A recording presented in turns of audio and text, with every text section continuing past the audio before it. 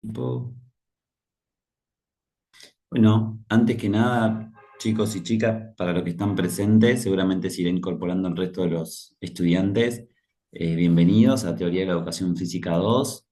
Esta es una asignatura, esta va a ser la presentación y algunas cuestiones muy importantes. Esta clase va a ser bastante paradigmática porque justo retocamos un contenido del año pasado, que es el concepto de cuerpo, corporeidad, y como que le damos un enroque y tiene mucha filosofía, así que aspiro a que les vuele un poco la cabeza y que, bueno, a partir de eso también tengan muchas ganas de leer los textos y otras cuestiones. La verdad que no hay mucho más que decir que la presentación, mencionar que esta asignatura es correlativa de Teoría de la Educación Física 1, que yo no se las di a ustedes, se las dio Carolina, ¿no? ¿O qué profesor se las dio? Leandro, Ah, Leandro, Leandro. Ah, buenísimo. Bueno, yo con Leandro compartimos la pasión de ser cuervos, nada más. Así que ahora estaré yo con ustedes. Yo soy el titular de esta asignatura. O sea, soy el profesor que arma todo, que arma las propuestas, que arma las didácticas, armo el programa. Así que, bueno, eso me parece que es importante mencionarlo. Mm, yo soy de la ciudad de Mar del Plata. Viví muchos años ¿cómo se llama? En Balcarce. De ahí viví en Cuba 10 años. Y ahora, bueno, vivo acá en San Isidro y hace muchos años que soy docente del IURB. También soy docente de la Universidad Nacional de Luján y trabajo en Monte Grande, que creo que es donde viven ustedes, de casualidad, en el Hospital de Bicentenario Esteban Echeverría. Soy el intendente del hospital, seguro lo conocen, que es el Bicentenario. Así que justo casualmente yo soy re meticuloso con la plataforma y miraba las descripciones de cada uno de los que ustedes habían puesto y demás, y veía localidad Monte Grande, y como el YURC tiene muchas sedes, y yo siempre trabajaba en las otras sedes, UDAS, que le dicen, en las unidades, pero ahora tuve que cambiar por una situación familiar que me ocurrió hace muy poquitito de la SUDA y no me convenían los otros horarios, se los cambié a otros profes, y algunas las dejé, y me quedé con la de San Agustín, y decía, ¿qué dónde será San Agustín? Porque no conocía ninguna localidad argentina San Agustín. Entonces le pregunté y me pongo a ver, decía, localidad Monte Grande, y mira, lo capaz que es ahí. Así que buenísimo, porque cuando hagamos las evaluaciones, si podemos, si yo puedo, particularmente que generalmente sí, incluso ahora no estoy en el hospital, pero mayoritariamente estoy todos los días, me acerque yo a la UDA, si es que tienen espacio, y hacemos el teórico ahí. Y algún otro día que convenga, también nos vemos para dar algún teórico o alguna actividad que convengamos importante, por ahí la actividad de promoción que hacemos, algún recuperatorio y demás. Yo no tendría problema en acercarme ahí a ese lugar, más allá que es virtual, y bueno, los que podrán ir irán y los que no, prenden la cámara, igual lo vamos a hacer. Así que un placer ser ahí medianamente coterráneos de ustedes. Y bueno, esa es mi presentación. Poco a poco aspiro a conocerles a la mayoría. En 10 minutos, más o menos, y cuarto y 20, voy a pasar la lista, que es obligatorio. Para eso recuerden que tienen que estar con la cámara prendida, ¿vale?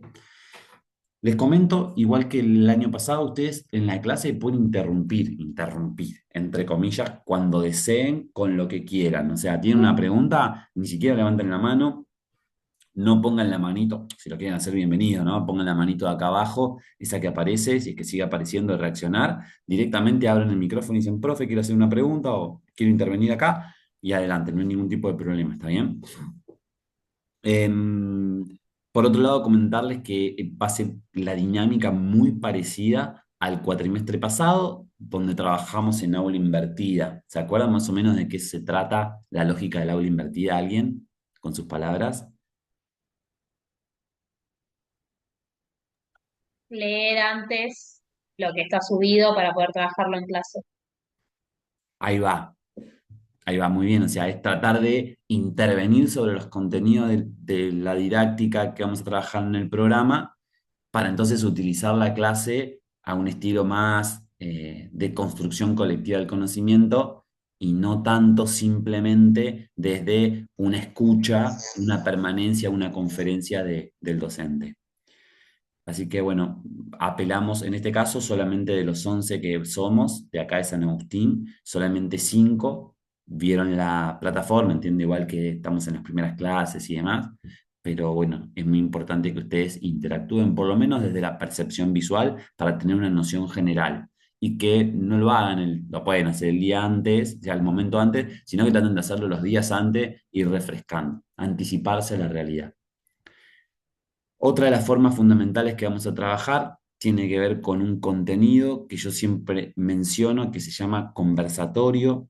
Una cosa es dialogar, una cosa es discutir, una cosa es hacer un monólogo como estoy haciendo ahora y otra es conversar. Para conversar, nosotros como colectivo tenemos que estar al mismo nivel. ¿Qué significa el mismo nivel? Que todos nos respetemos. Es muy factible que alguno, por su experticia, mayoritariamente en este caso yo, que soy el docente, puedo tener más conocimiento teórico, más conocimiento, más contenido, más ejemplificaciones, más recorrido, pero eso no implica de que ninguna de sus propuestas, ninguna de sus interpretaciones no sean válidas. Hay que poner en el mismo lugar y ustedes también tienen que defenderla con tenacidad. Yo les cuento que yo me especializo más en la epistemología y en teoría del conocimiento científico. Hay un montón de clases que retoqué a lo largo de estos 10 años o 12 años que estoy en otra universidad en esta asignatura y las voy retocando con lo que me van mencionando los estudiantes y las estudiantes. O sea, profe, mirá, este texto es muy duro, yo estuve leyendo y encontré esto, se lo paso para ver qué pasa, porque atañen lo mismo, pero lo hacen de una forma más degluida. Entonces ahí vamos mejorando, incluso hemos insertado contenidos nuevos en los criterios que hoy son contenidos básicos gracias a la interpretación del estudiantado. Yo no logré en mis 4 comisiones del cuatrimestre pasado en teoría uno que haya mucha interacción, pero aspiro a seguir intentándolo y bueno, va a ser parte de este colectivo que podamos conversar, ¿no? Hay una experiencia muy linda que nosotros gestionamos allá en los años 2000 cortos, que se llama Conversaciones del Extremo Sur. Yo les voy a comentar esto y a ver qué les parece a ustedes. Si yo les invito a mi casa, por ejemplo, acá a mi casa en San Isidro, y les digo, chicos, vengan, y a la hora que ustedes abren la puerta de mi casa, yo les digo, van a ver que están todas las zapatillas, y yo les digo, ah, sacate las zapatillas, por favor, a ustedes les va a quedar la única opción para entrar a mi casa que es sacarse las zapatillas, ¿no? Porque en mi casa no se usa zapatos cuando entramos. Y eso es parte de mi cultura, es parte de mi realidad. Incluso por ahí estamos ahí conversando, haciendo una tertulia académica y demás, y yo les digo, uno de ustedes me dice, profe, vamos a hacer unos mates, y yo les digo, uy, no tengo mate, no tengo yerba, no tengo nada, y ustedes no trajeron, pero yo tomo café. Y entonces ustedes me dicen, bueno, sí, sí, le acepto un café, profe. Y la realidad es que en mi casa no se toma mate. Esto es una mentira, ¿no? Claramente se usa zapatilla y se toma mate, pero les digo un ejemplo. Entonces, ustedes van a aceptar y decir, sí, quiero, por ahí alguien no quiere. Quizá otro dice, che, este profe está re loco, yo me voy de la clase, o sea, yo si no hay mate y sin zapatilla no entro, pero te quedás en entrar o no entrar. ¿Por qué les digo este ejemplo? Por ahí es al revés. Yo voy a la casa de Lázaro, permiso que te use, Lázaro, y Lázaro me dice, me voy a sacar la zapatilla, y él me dice, no, no, para, profe, acá hay que estar con zapatillas sí o sí. Y yo tengo la misma opción que vos tuviste cuando estás en mi casa. O me saco, o me pongo la zapatilla y paso a tu casa, o me voy afuera, porque es un patrón propio de tu cultura. Eso mismo que pasa en la casa de Lázaro y pasa en mi casa, pasa en todas las estructuras. En las universidades pasa. Cada casa de nosotros, casa de estudio, cada lugar tiene una cultura. Incluso la ley argentina tiene, ¿no?, un derecho de admisión. Para mí es patético, no debiera. Pero, por ejemplo, acá en Buenos Aires pasa mucho de que no se puede entrar con gorra, por ejemplo. ¿No? Es decir, dice, con gorra no entrar, y hay un montón de cosas. O sea, es un derecho de admisión. La empresa admite entrar a determinada gente y determinada gente. En algún momento, por suerte, no estamos viviendo ese momento cultural, determinadas personas no podían entrar a determinados lugares. Por ejemplo, las personas de negras no podían entrar a un lugar, las personas judías no podían entrar a un lugar, determinadas religiones. Hoy, por suerte, la democracia o estos sistemas relativamente democráticos han hecho que tengamos posibilidades bastante conexas. Así y todo, existen estas cuestiones. ¿Qué quiero decir con esto, muchachos? En conversaciones del extremo sur nos dimos cuenta que para hacer ciencia, cuando nosotros invitamos, supongamos, desde el IURB a otros lugares, esos que vienen a otros lugares respetan nuestros estándares, respetan nuestros tiempos. Por ejemplo, en un congreso del IURP, y acá también estoy dando muela, chamullo, pero supongamos que sea así, cada expositor puede exponer en 20 minutos. Se pueden hacer trabajos de hasta 3 personas. Se pueden hacer trabajos que contemplen como objeto de estudio el cuerpo del sujeto o las praxias, que es lo que vamos a ver hoy. Y si nosotros vamos a otra universidad, Universidad de Luján, por ahí los tiempos son 1 hora, por ahí se pueden hacer de a 10, ¿sí? Entonces, cada lugar tiene su propia cultura. Cuando nosotros hacemos ciencia y nosotros nos olvidamos de nuestra propia cultura. Y entonces así, entre charla, debate, con una experiencia que había pasado en Europa, dijimos, ¿por qué no hacemos una conversación del extremo sur? Y nos subimos por primera vez a un barco y nos fuimos a la Antártida. Y en la Antártida no hay cultura, claramente, ¿no? Está el hielo, el clima, con el hielo, con el agua, con el clima, y no hay cultura, porque no hay sujetos viviendo. Entonces, en ese lugar donde no está ni la entrada a mi casa sin zapatilla, ni la entrada con zapatilla a la casa de Lázaro, ni los 20 minutos del YURP, ni la hora de un LU, todos podemos hablar al mismo nivel. Y esa es la experiencia que yo les traigo de conversación del extremo sur. Es algo maravilloso, claramente los costos son altísimos, pero es algo que hicimos y que dio muchísimo resultado. Incluso en el barco no nos subimos solamente los académicos que venimos desde las ciencias, también se subieron aquellos que venían desde las artes. Invitamos artistas, claramente, que tenían más o menos la noción de un grupo de estructuras de pensamiento que son las ciencias de la complejidad, los estudios de la complejidad, los hologramas, los fractales y demás. Se subieron deportistas, 2 deportistas, se subieron fotógrafos, ahí va, perdón. O sea, y fue una experiencia tremenda. Esa experiencia vamos a tratar de replicarla acá, ¿no? Que cada una de nuestras culturas pesadas, esas que tenemos como sostén, que decimos, yo soy de esto, digamos, che, no, pará, o sea, acá soy yo y tengo que ser lo más neutral a todo para poder que la información permee en mí, ¿no? Que la información llegue mucho más. Si nosotros nos dejamos llevar por aquellos estándares que nos limitan, por ejemplo, les digo uno, bueno, yo toda a mí me gusta el deporte, ingresé a la educación física por el deporte, yo quiero ser preparador físico, yo quiero ser preparador físico del fútbol, yo quiero ser preparador físico del fútbol y llevar al alto rendimiento. Fíjate que te cohibís cada vez más, ta, ta, ta, ta, ta, ta, ta, ta, ta. Y por ahí vos vas a tener un montón de posibilidades y experienciaciones para ser un buen estimulador temprano en jardines de infante y mirar desde ese lugar tan finito, tan fino, tan detallista de lo que vos querés ser, te va a nublar la mirada de otras cosas. Y yo aspiro a que nosotros tratemos de, incluso yo, de sacarnos, ¿no? Nuestros tapujos que tenemos en la cultura, mediados por el occidentalismo, mediados por el capitalismo, mediados por una cultura corporal mercantilizada y que podamos entonces recoger los estándares y reflexionar. Y que el día de mañana, como decimos siempre, nos posicionemos en la vereda que queramos, pero nos posicionemos, que no es poco. Ustedes ya transcurrieron un año de carrera universitaria o un medio cuatrimestre, como mínimo. Están en su segundo año o en su segundo cuatrimestre.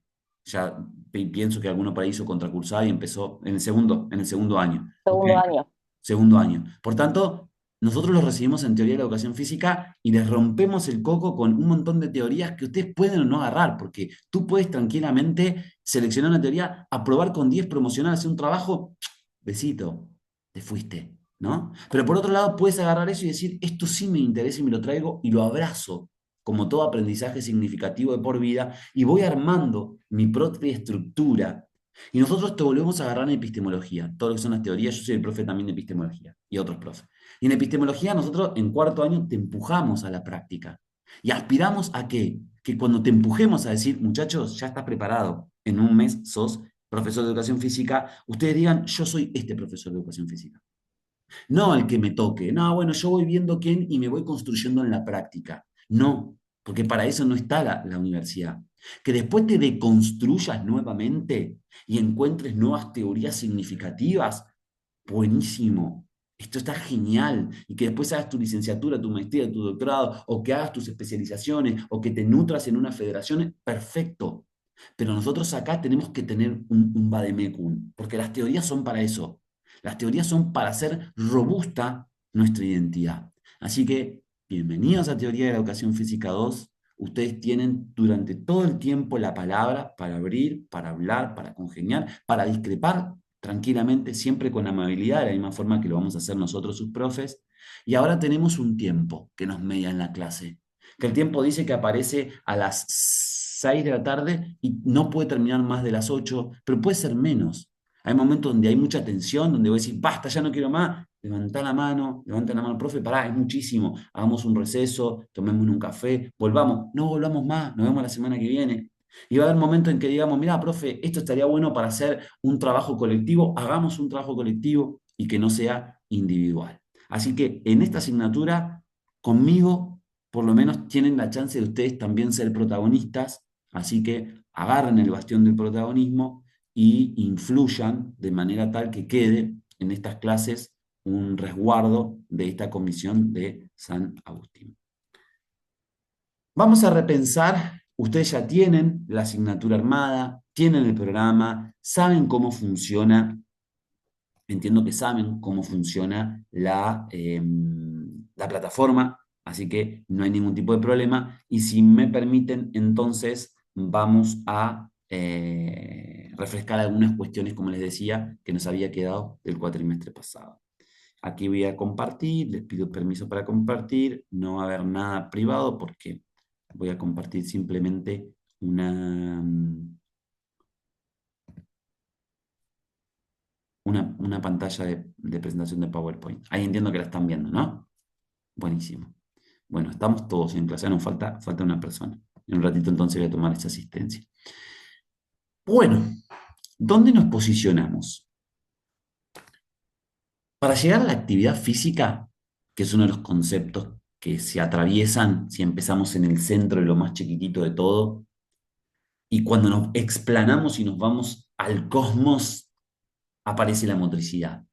Incluso me animo a decir que aparece otro concepto mucho más revolucionario, que es la corporeidad. Pero dejémoslo en motricidad como un continuo ascenso a esta realidad. En el medio que dicta entre la actividad física, esta es entendida como... ¿Alguien se acuerda qué es la actividad física? Habíamos dicho en la teoría 1, actividad física, ejercicio físico, educación física. ¿Se acuerdan más o menos de qué trata la actividad física?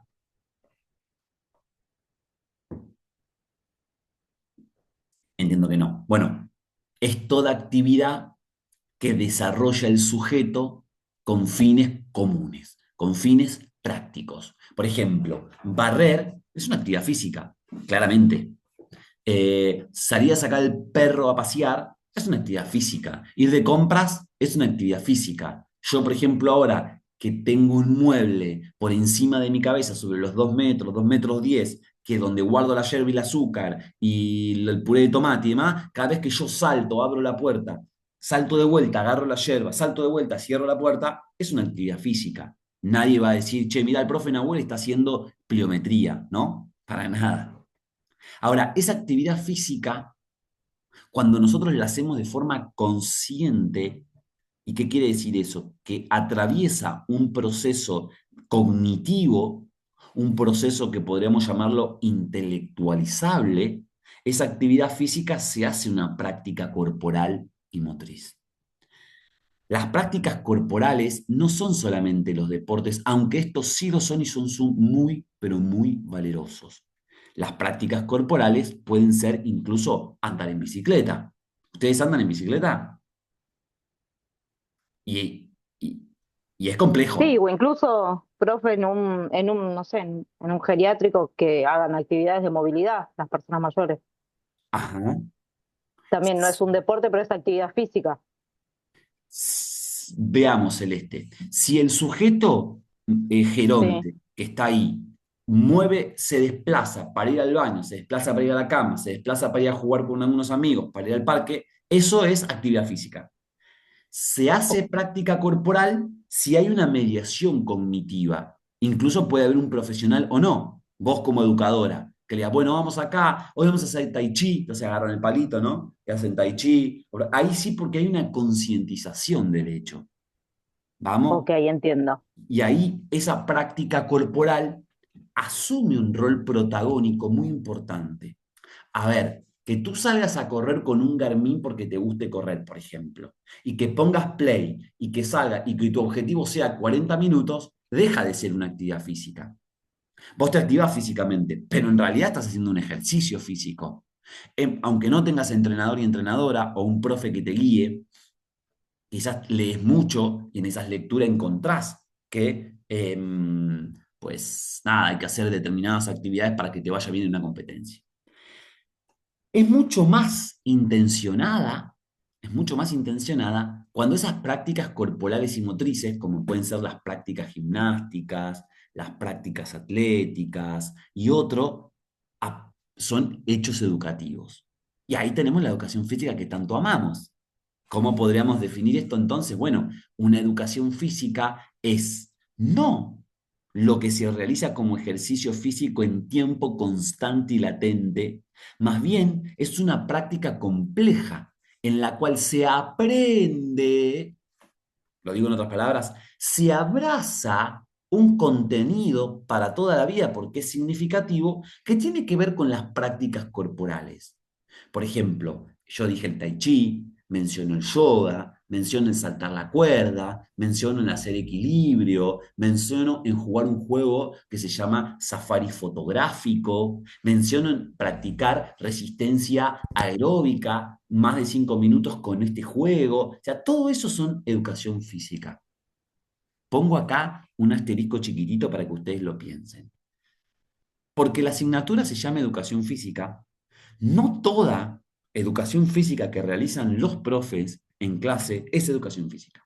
Repito, que la asignatura se llame educación física no quiere decir que todas las educaciones físicas, lo que se produce en clase, en la escuela primaria, en la escuela secundaria, sea educación física.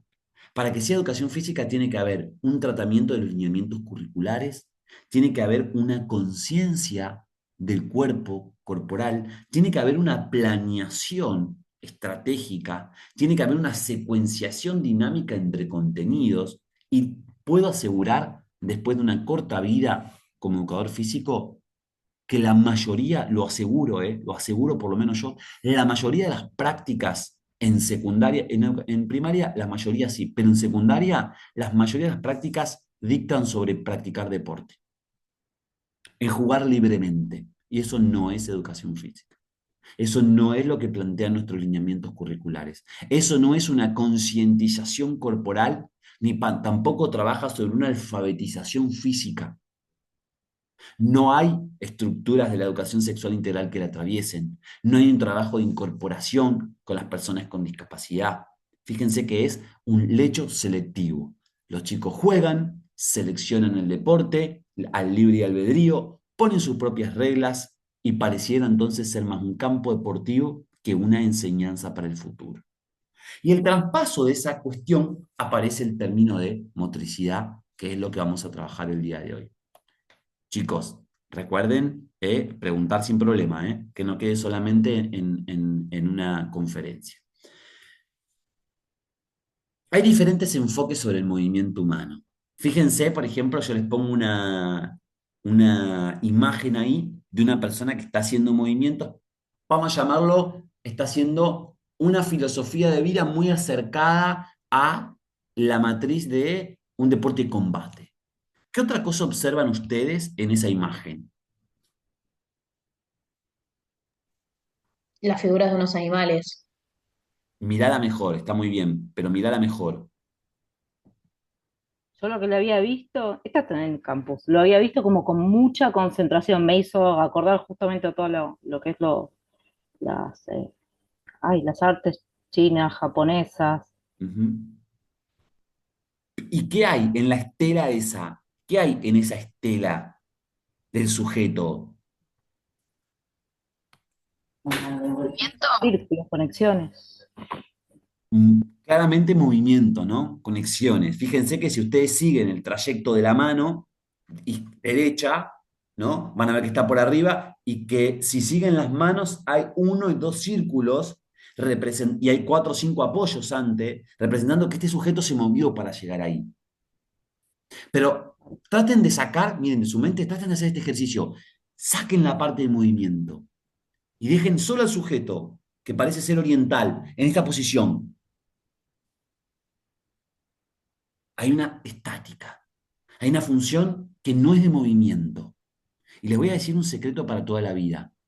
La vida, la definición de vida, es movimiento. Si no hay movimiento, hay muerte. Incluso podríamos debatir, ¿por qué no? Aunque no en este momento, el concepto de las personas que están sujetas en un hospital a un ventilador cardiopulmonar, que están conectados a una máquina. ¿Viven? Cuando el concepto de vida se relaciona directamente con la aprehensión consciente del estado en el que estamos y que no es inerte, viven. La quietud es muerte. La vida es movimiento. Ojo, no siempre es movimiento externo, a veces es movimiento introspectivo, porque por ejemplo, miren, yo me quedo así, en un estado de casi quietud, pero yo estoy pensando. Y el pensamiento es movimiento. El pensamiento, aunque no se refleja en una expresión de un desplazamiento del cuerpo de un lugar al otro, es movimiento. Pero a veces cuando yo estoy solo, ¿no? Mírenme a mí, y estoy frente al espejo y me estoy animando a conquistar algo, ¿no? Entonces yo miro al espejo y cuando estoy hablando hago movimientos, hago miradas. Cuando me miro al espejo, ¿no? Y hago así, me pongo para acá, me hago con el pelo para acá. O sea, siempre los movimientos más creativos, los pensamientos más creativos necesitan del movimiento. Incluso antes, decía Nietzsche, cuando me pongo a pensar, asumo una postura como que, y ahí parado, 1, 2 minutos, hasta que, decía Nietzsche, ¡Eureka! Ahora sí, hay una postura hasta para pensar, ¿o no? Miren, hay un aire que uno adopta el momento en que ¡plá! Viene el conocimiento, ¿no? Y ahí el movimiento se hace una expresión de mar y hay un montón de locubraciones nuevas. Los espacios de quietud posible perfeccionan. De la misma forma que estar contento todo el tiempo no es la esencia del pensamiento divergente. Quien escribe poesía, quien escribe literatura, tiene que estar triste, tiene que llorar. Hay que aprender a estar triste y ser felices en la tristeza, porque ahí explotan un montón de locubraciones que son objetivas, que sirven para la vida. Nunca vamos a contemplar la felicidad y nunca va a ser eterna como deseamos si no estamos por fragmentos del tiempo tristes y la entendamos como una posibilidad. Entonces fíjense que moverse no es un hecho simple. No es un hecho simple. Y para eso vamos a hacer un ejercicio. Tomen un bolígrafo, lápiz, lapicera, lo que tengan. Ahora, háganlo por favor. Agarren una hoja y yo solamente les voy a decir esto. Primer tarea, dibujen un cuerpo. Ahora, por favor, dibujen un cuerpo. Les doy 2 minutos para eso, incluso hasta borro. No me hagan ninguna pregunta, solo dibujen un cuerpo, cualquier cuerpo. Cualquier cuerpo. 2 minutos.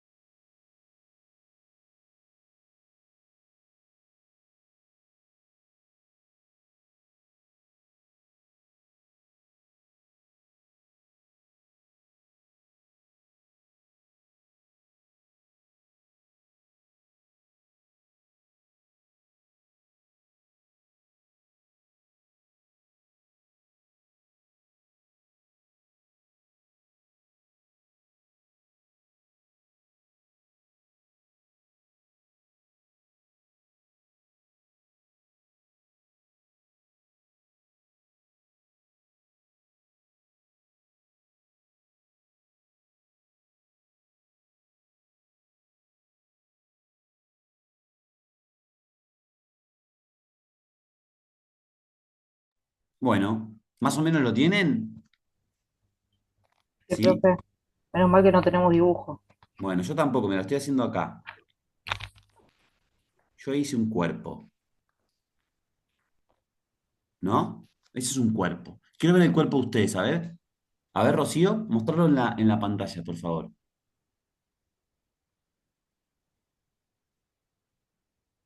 Acercarlo más y dejarlo lo más que... Muy bien. El famoso cuerpo de palitos. Muy bien, perfecto. A ver, Lázaro.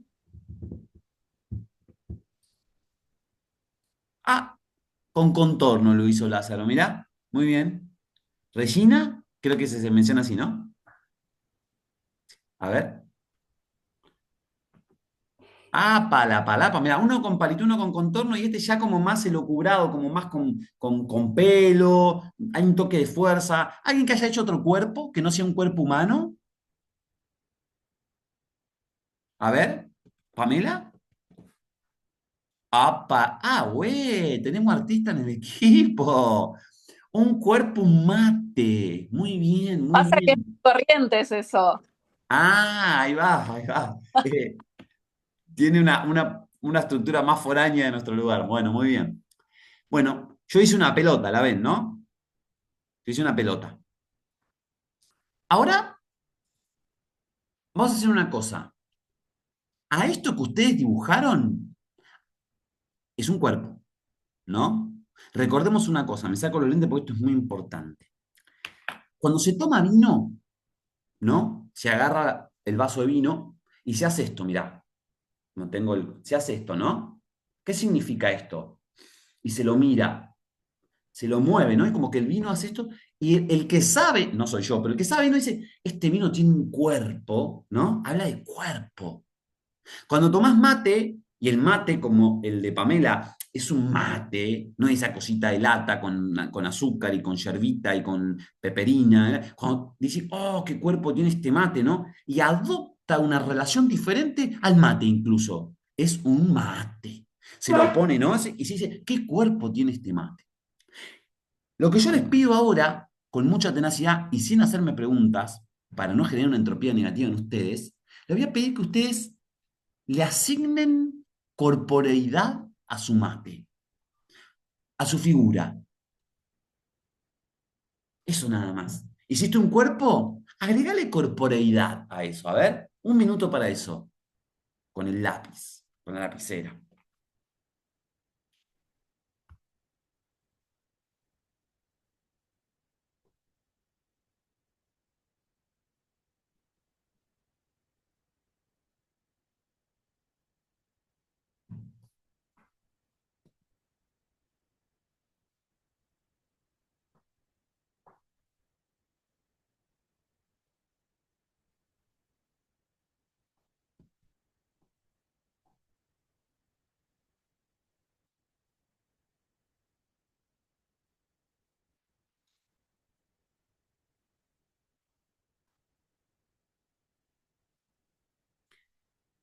Ahí va, muy bien. A ver, Lucila, que no te habíamos preguntado antes, pero vos qué habías hecho. A ver, mostranos. Yo hice un cuerpo y ahora le agregué como que está abriendo las piernas. Oh, too much, too much. Muy bien, muy bien. A ver, ¿quién más? María José, ¿te animás? A ver, mostrarnos por ahí. ¿Qué habías hecho y qué hiciste ahora? Bueno, yo hice un cuerpo, acá se ve, mi Ajá. pacientita. Le puse un nombre y le agregué una pelota. Se Muy, llama Ana Luz y le agregué una pelota. muy bien el nombre, ¿no? Yo, por ejemplo, podría hacer esto, miren, ¿no? Esa pelota es la pelota de antes. Entonces, antes de entrar en toda la parafernalia que les voy a decir, que prometo estallar la cabeza, ¿cuál es la diferencia entre el cuerpo y la corporeidad? Incluso lo hicieron ustedes sin saber de esto. A ver. El movimiento. El cuerpo puede no tener vida. Ujú. El movimiento. ¿Y qué más tiene la corporeidad que no tiene un simple cuerpo? Lo que expresa, Tiene una expresión. ¿Qué más? Relación con el entorno. Relación con el entorno. ¿Qué más? Los sentidos o un sentimiento. Totalmente. Los sentidos, las percepciones, las emociones. ¿Qué más? Tiene un ser que la habita. Tiene que ver con el ser. Fatal, fatal, fatal. Bueno, llegamos a conclusiones después de un ejercicio muy interesantes. Ahora retomémonos un poquitico más a, bueno, a ver, la definición de cuerpo. Nosotros decimos que un cuerpo es algo que tiene un tamaño limitado y que es apreciable por los sentidos. Por eso es un cuerpo. Sino cuando nosotros hablamos de una deidad, por lo menos desde el punto de vista científico, la verdad que no tiene cuerpo. Tiene un cuerpo porque no tiene, no está detallado. Incluso las cosas que no vemos, que no conocemos, que no sentimos, que emocionalmente no nos relacionan, no tienen cuerpo, ¿no? Por ejemplo, a la izquierda tenemos un cuerpo anatómico, ¿no? La cadena muscular está en movimiento. A la derecha tenemos un cuerpo físico, un punto de inflexión, una masa, ¿no? ¿Estamos de acuerdo? Y en el centro tenemos otro cuerpo, que es el cuerpo estético, el reconocimiento de la mercantilización del cuerpo de una mujer que siempre, y grito, siempre fue objeto del mercado. Y recién, hace muy pocos años, en la humanidad se pudo liberar de esta cuestión de solo ser un cuerpo y pasar a ser una corporidad, porque muy fuerte ingresa sobre todo en el cuerpo de varón y mujer, pero mucho más en la mujer, la necesidad de tener un biotipo y de cultivar el cuerpo de un sujeto. Fíjense, tres cuerpos totalmente diferentes. El que occidentalmente se lo reconoce como estético, la filosofía estudia la estética y es entendida como la belleza, pero acá es la belleza del contorno, la belleza de lo de afuera, ¿no? Incluso hay un montón de, hay una serie que es muy buena, me parece a mí, me parece muy buena, no es para recomendar, pero la lógica que tiene que ver, que se llama, es colombiana, se llama Sin tetas no hay paraíso, ¿no? Y explica, hace mucho tiempo, en la época del 2000 me parece, cómo las personas, y hay una investigación científica que les vamos a mostrar en epistemología en cuarto año, que explica cómo para tener un mejor ascenso social, tú tienes que tener determinado volumen en las mamas. Es increíble y altamente negativo el pensamiento de la mercantilización del cuerpo del sujeto. Un cuerpo libre, un cuerpo relajado, un cuerpo consentido, es precisamente el cuerpo que reconocemos como tal. Permiso a la sumisión sobre una realidad. Un niño que en la casa se lo quiere, se lo mima, se le dice, mi amor, te amo, ¿cómo estás? ¿Cómo te fue? Y replicar las buenas energías en contraposición con un cuerpo, ah, acá está mi hijo, es la piel de Judas, no, este se porta mal, no, este me salió diferente, este viene no sé qué hacer, anda para allá. Que vive todas esas cosas, se autorreconocen como tal ambos. Por tanto, el contexto en el que nosotros estamos adopta un cuerpo tal como la sociedad quiere. Por eso la importancia y el rol protagónico del Estado a la hora de equilibrar todos estos paradigmas. En Vietnam, a mí me tocó estar muchas veces en Vietnam y compartir con vietnamistas, las mujeres son muy blancas. ¿Pero saben por qué? Porque cuanto más blanca es, más se acerca a la plenitud. Y hay mucho sol en Vietnam. Y usan paraguas y no salen en horarios de mucho sol. Y cuando van a la playa se ponen toda blanca, blanca, blanca, incluso casi por dentro de los ojos, en toda la piel, usan lugares que les tapa todo el cuerpo porque su filosofía, que no siempre tiene que ver con una deidad, con un dios, su filosofía entiende que ser más blanca. Y vos te vas al ladito de Vietnam, en Laos, y la misma genética o similar genética cual comparada entre los argentinos y los uruguayos, bastante parecida, son muy morenos, porque en su cultura dejan absorber la piel. Qué interesante, ¿no? La contemplación del contexto del cuerpo. Todas las ciencias, todas las disciplinas estudian de una u otra forma al cuerpo. La fisiología, y solamente hago mención a esto porque la clase de hoy es súper guay y hay que avanzar muchísimo, dice, es la rama de las ciencias biológicas que trata de las funciones normales del cuerpo. Pero, por ejemplo, la miología dice que es, dentro de la anatomía sistemática, la descripción de los músculos del cuerpo. O sea, cuando describimos un músculo en su composición, en su punto de inflexión, en su forma distal, en su forma proximal, medial, estamos hablando de la descripción del cuerpo del músculo. Con esto, ¿qué les quiero decir? Que casi todas las disciplinas estudian un cuerpo, determinados cuerpos, ¿no? Vamos a la filosofía, que aspiramos en la clase del día de hoy. Hegel, quien poco se lee, yo soy amante de la filosofía clásica y esta asignatura tiene que ser amante de la filosofía porque para hacer ciencia, para hacer academia, hay que hacer un buen estudio del arte, un buen marco teórico y la filosofía te acompaña.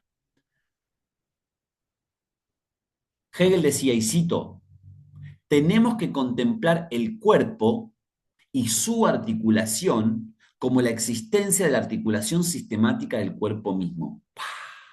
Repito yo, tenemos que contemplar al cuerpo y su articulación como la existencia de la articulación sistemática del cuerpo mismo. Reflexionenlo un ratito.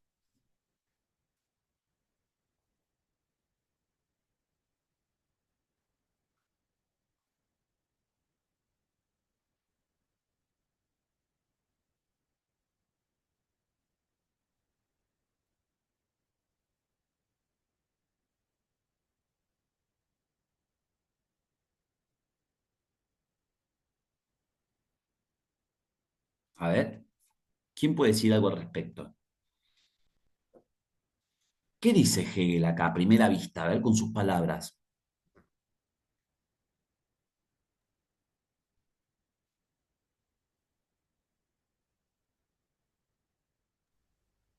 No tengan pena, con sus palabras. ¿Qué dice Hegel de esto que parecía tan complicado?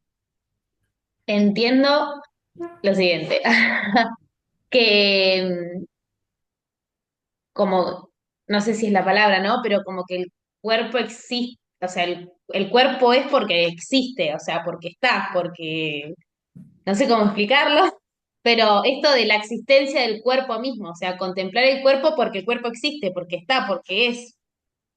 Ajá, muy bien, me encantó. No sé muy bien la parte de la articulación, pero entiendo, o sea, logro como quizás desmenuzar eso. O A sea, mí la parte, sí, sí, sí, perdón, Pamela, sí, sí. la parte de la articulación por ahí es justamente cómo te moves en el lugar donde estés. O sea, la relación cuerpo, ambiente, contexto, es cómo se vincula eso. Muy bien, entre las dos armaron algo muy bonito. O sea, el cuerpo es un cuerpo. Incluso, seguramente a nosotros se nos han ido personas que queremos mucho y fíjense que cualquier contexto filosófico, el religioso, el ateísmo, siempre decimos, despedimos el cuerpo de, ¿no? Como que el cuerpo es esa persona inerte. Vos te acercás, y digo esto porque tenemos que reflexionar sobre todo, chicos, no tengamos tapujos. Vos te acercás a ese cuerpo del ser querido o ese compañero y compañero que tuvimos, te acercás y no es él, no es él. Es el cuerpo de él, es el cuerpo de ella, de ella, ¿no? Es como que está inerte ahí. Es, pero no es. El cuerpo del sujeto, Hegel, dice que es la articulación sistemática del cuerpo mismo.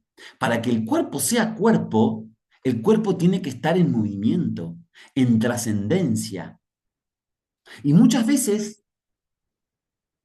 no lo lleven a personal porque puede generar tristezas, aunque en este momento no es importante, pero en otro momento sí, el cuerpo de ese que se fue, sin ese cuerpo, cuerpo está.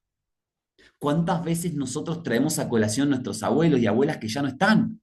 Y vos escuchás un aroma y vas caminando y decís, ¡fua! Es mi abuela, ¿no? Y te parte y decís, es mi abuela. Y no está mi abuela, porque no está, se fue hace mucho, pero está el perfume de mi abuela. Y me trajo a dónde? Me llevó a la infancia, me llevó a esa caricia, a esa cosa que los abuelos solo saben dar. Y el cuerpo de la abuela, sin estar, su articulación sistemática está con nuestro cuerpo. Por tanto, una pequeña conclusión o síntesis de esta realidad es que nuestro cuerpo no es solo cuerpo privado y cuerpo ajeno. Nuestro cuerpo es cuerpo del otro.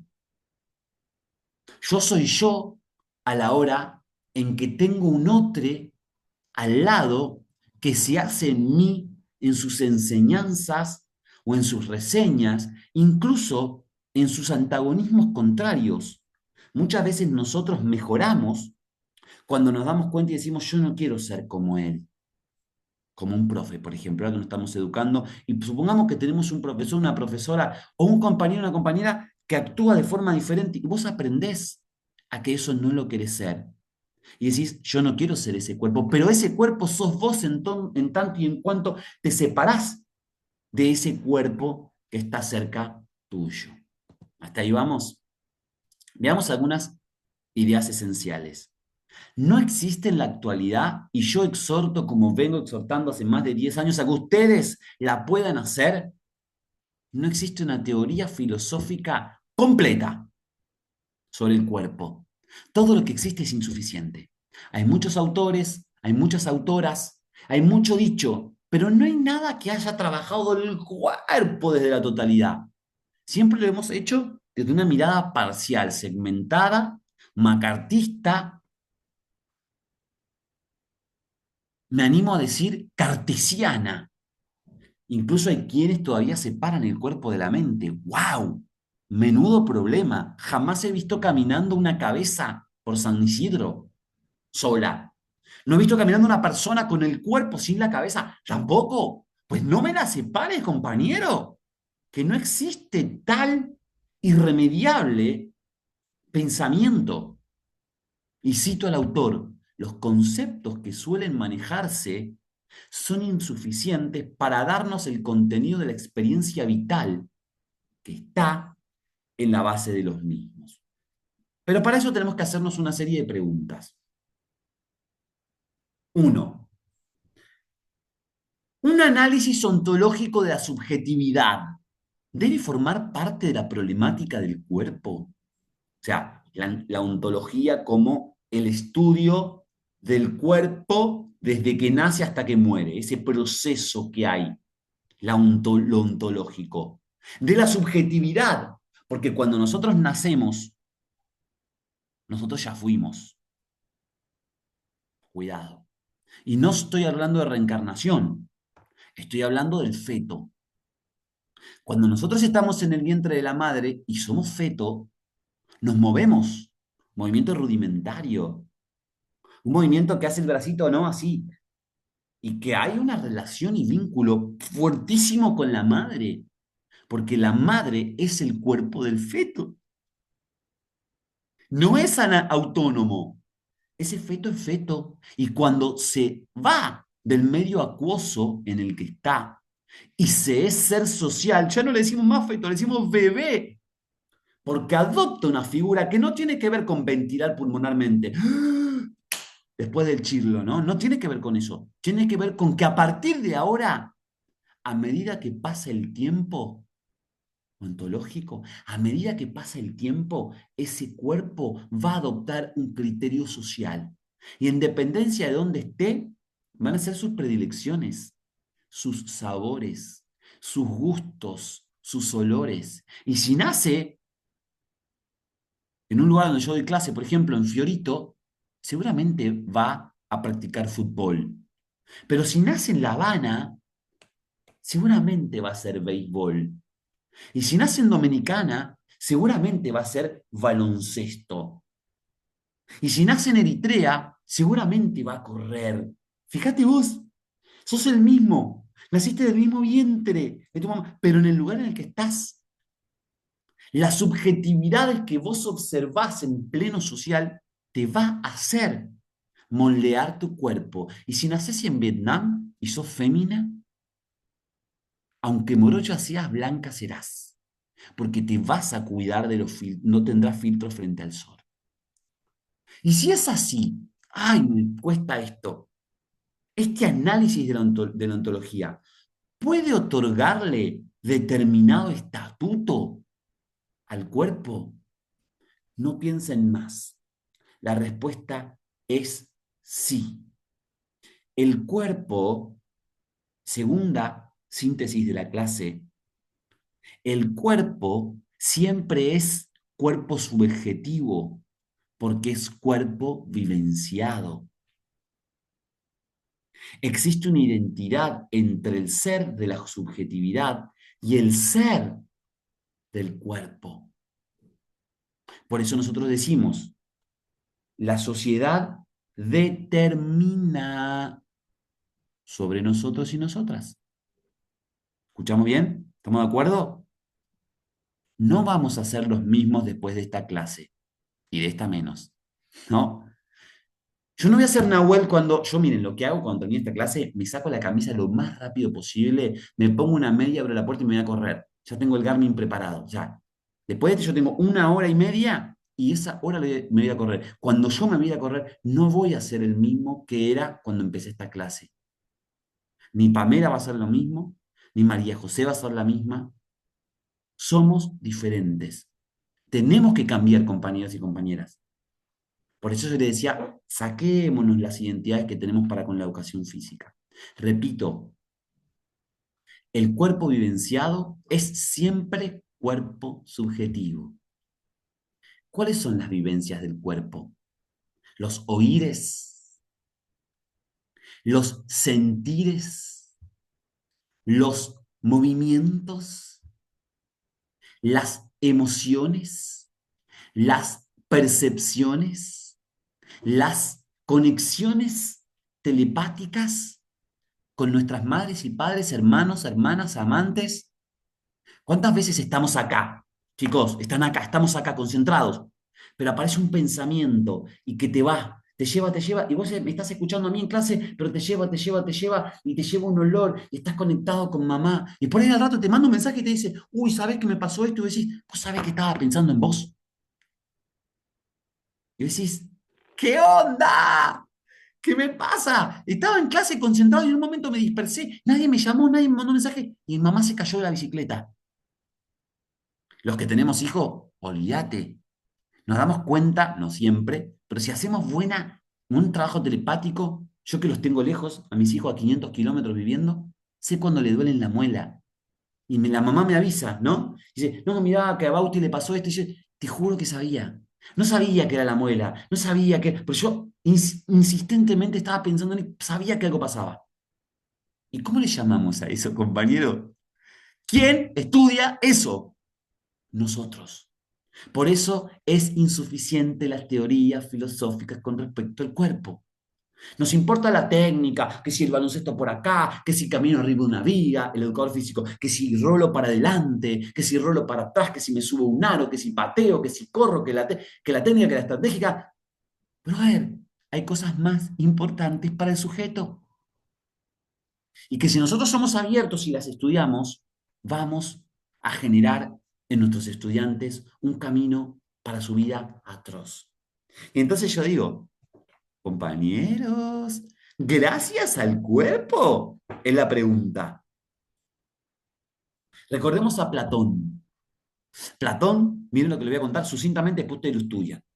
Platón decía, bueno, en mente y cuerpo. Hablaba del dualismo. Hablaba que el ser del sujeto se encuentra en su pensamiento, por tanto el pensamiento es más que el ser de la realidad. Una mirada idealizadora, con un fin, filosóficamente hablando, bastante interesante para la edad. Y hay un montón de personas que dijeron, che, yo me salgo de ahí. Y vino San Pablo. Y vino San Agustín, vaya, justo el de ustedes, ¿no? Y vino San Agustín. Y que intentaron salirse de ese dualismo y dijeron, che, pará, esto no está tan bueno. Y un día llegó Descartes, o Descartes, díganle como quieran, no me importa, ¿no? Y dijo, yo critico la visión dualista del cuerpo. Y entonces, con la crítica, ¿cuál crítica dual de cuerpo y mente? De lo bueno y lo malo, de lo lindo y lo feo, de lo frío y el calor, del amor y el odio, parecieran que son antagónicos y que sin el uno no se puede comprender el otro. Y el mundo templado, la mediación de la mediación, no se trata sobre los extremos. Se trata sobre, concierne acá. hay un polo, hay otro polo, y la verdad está cuando lo acercamos y podemos mirar por el centro de ambos. Critica la dualidad. Y el tipo dice, venga, venga, venga. En realidad, el cuerpo del sujeto es una mixtura entre el pensamiento y la libertad. ¿Qué hizo Descartes ahí? Es una mixtura entre el pensamiento y la libertad. ¿Qué hizo Descartes sin querer, queriendo? ¿En qué cayó Descartes? Es una pregunta para ustedes, ¿no?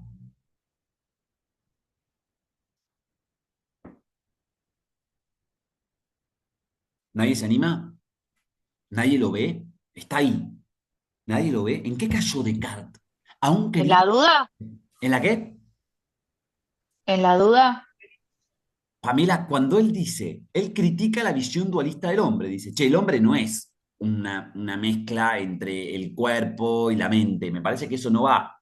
Y dice, propone un concepto moderno, que es el de sujeto. Ah, qué La interesante, che, mirá. subjetividad, ¿Eh? en la subjetividad, esto que veníamos hablando de que el cuerpo es eh, lo que determina también el entorno, pero que viene con toda una historia desde que está en el feto y ya va formando la subjetividad y sus pensamientos y su forma de ser y de actuar. La unión es lo que hace. Lucila, y lo que decía Regina, o sea, Descartes quiere salirse, pero no puede porque él pone dos cosas en un solo término. Dice, somos un sujeto. Y eso está bien, somos un sujeto. Pero fíjate que cuando la describe, señor, ¿cómo no? Descartes, dígame por favor, y entonces le pone el micrófono, ¿qué es entonces el sujeto? Y el sujeto es la relación entre el cuerpo, perdón, el pensamiento y la libertad. Nuevamente cae en su cartesianismo, en su división segmentada de la realidad. Y compañeros y compañeras, no. ¿Un sujeto es un sujeto? No necesita de dos cosas para vivir. Somos una cosa, somos una totalidad, somos un holismo, somos un sistema. ¿Ok? Hay un texto muy interesante que se llama Principios de la Filosofía, que es bastante tedioso. Yo se lo recomiendo, como recomiendo un montón de cosas, si lo leen buenísimo, les va a ir súper bien. Quizás puede ser este el momento para iniciarlo.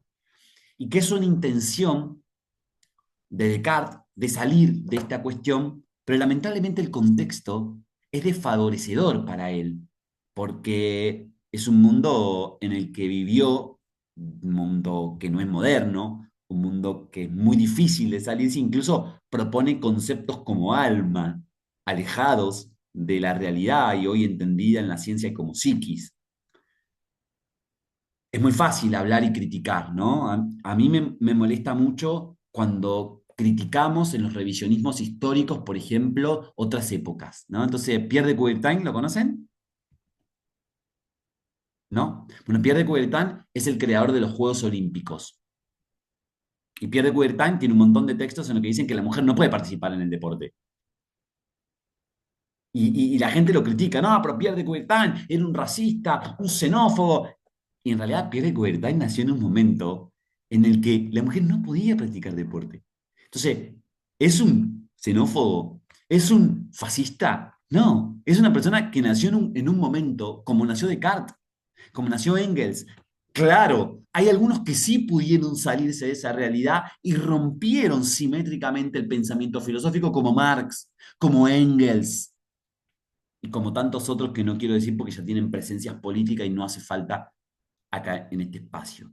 Pero es muy interesante analizar el contexto de la clase. Ustedes se imaginen que agarran esta clase, que la guardamos y que la abrimos y la volvemos a ver en el 2050, cuando ustedes ya tengan 30 años o 25 años como docentes de educación física. Y por ahí todo lo que yo diga sea súper recalcitrante. Diga, ay, mira cómo este tipo dice estas cosas en este momento, pero ¿cómo puede? Y claramente sí, porque el tiempo avanza, las lógicas del pensamiento se perfeccionan, los contextos mudan, las mentes transforman nuestra realidad. Entonces, ajustémonos a cuando hablemos de un autor con su respeto omiso como el que le tenemos a Descartes, pero lamentablemente no se acerca en lo absoluto a nuestra realidad. Y Bergson, que es un autor que por ahí intenta ya llegar a nuestras identidades con una mirada más occidentalizada, pero no tan segmentaria. Y se encuentra en una visión de cuerpo que plantea, ¿no? Como diciendo, la experiencia de mi cuerpo es su faceta externa e interna. Por tanto, ¿en qué cae nuevamente Bergson? Cae en el marco del dualismo. A lo largo de la historia han intentado salirse de esta visión de cuerpo segmentada entre lo uno y lo otro la mayoría de los autores. Por suerte, aparecen otros como Husserl y uno más revolucionario que a continuación vamos a hablar. Y nosotros entendemos que el cuerpo, claramente, según este autor, para su conciencia es una consecuencia de su corporeización. Y acá hay dos aspectos que median entre sí, o sea, son complementarios. Pero eso es distinto a la contemplación del mero cuerpo físico. Yo no soy como me ves, Lucila. Yo no soy como me ves, Pamela, Lázaro. Yo soy mucho más de lo que ves. Un deportista es mucho más que su rendimiento deportivo. Un pintor o pintora es mucho más que sus cuadros. Somos una totalidad. Y yo les doy un ejemplo. Yo les doy un ejemplo. Y me tomo, para no tomarme a mí, tomo esto. Supongamos que esto sea una persona, ¿no? Esta persona hace deporte. Ahora a las 8 se va a ir a practicar handball, ¿no? Y no es que esta persona tiene en el brazo una perillita que dice, "Oh, ahora voy a hacer handball, soy handballista, no sé cómo se llama, balonmanista, ¿no? Viene, se baña y es papá de familia. Una persona dice, bueno, ahora soy papá, porque mis hijos me llaman papá. Y viene la noche y su esposa lo acaricia y dice, ahora soy esposo. Y se levanta en la mañana y va a dar clase porque es profesor. Ahora soy docente. No, compañeros, no. Que vos seas y practiques handball es la esencia de tus clases que das, ¿no? Que vos seas papá, mamá, es la esencia de tus clases que das. Como el ser mamá es la esencia, ¿no? Que vos enarbolás de las otras actividades que realizás. Tercer síntesis de la clase. Somos un todo, único.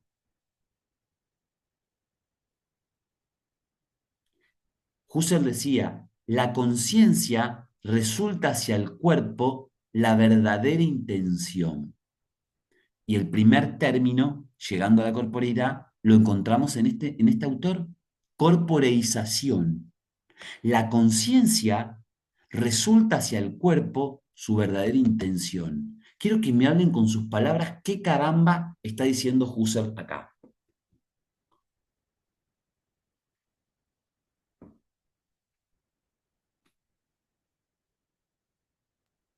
Que es, si el cuerpo tiene la intención, o sea, el cuerpo hace consciente el movimiento o el moverse, o sea, tiene intención de, ahí es donde se produce la corporización, digamos, o la corporidad, o sea, eso es corporidad, que el cuerpo tenga conciencia para moverse, o bueno, Ajá. ¿Y qué sería la conciencia del cuerpo? ¿Cuándo un El cuerpo es entender, consciente? Perdón. cuando, cuando entiende que no solo se mueve, sino que es, que siente, que hace, que no es igual a. Ajá. Muy bien, muy bien. ¿Y qué se le viene a su corporeidad, para no hablar de mente? ¿Se le viene a su corporeidad algún ejemplo concreto sacando en el que aquí yace el cuerpo de y el perfume de mi abuela? Otro ejemplo de la corporeización.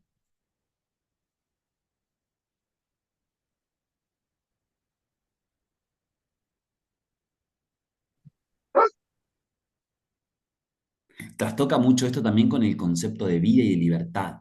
No tiene nada que ver con la libertad absurda esa que se está hablando en política, no olvídense eso, hablemos de filosofía, de la libertad de verdad, ¿no? De ser libre. ¿Cuándo vemos un cuerpo corporeizado?